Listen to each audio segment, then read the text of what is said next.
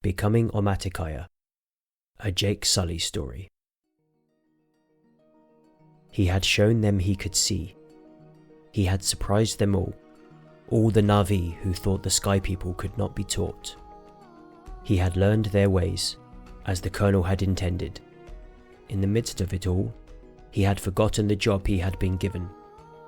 He was supposed to be convincing the Omatikaya to move on, to leave their mineral-rich home tree and find somewhere else to live.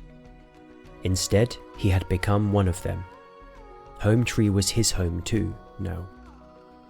The ceremony had been his official acceptance into the Omatikaya clan, and the clan's acknowledgement of Jake as Na'vi. He'd told the Colonel it was a prudent plan, so the clan would listen to him when it was time to move them on. In truth, he only wanted to be one of them. He wanted to be seen as an equal, not an outsider, or a demon. He wanted to be recognized as one who could make a meaningful contribution. Most of all, he wanted to make Neytiri his mate, something he could not do unless he was Na'vi in the clan's eyes. He was sure she wanted him too, but there was still a doubt in his mind when he told her. "I've already chosen," he said, "but this woman must also choose me." His heart felt ready to burst when she replied, "She already has." When they made Sahelu, it felt unlike anything he had experienced before. He had been with human women on Earth, and he had bonded with the animals of Pandora. But this was a level of connection beyond love.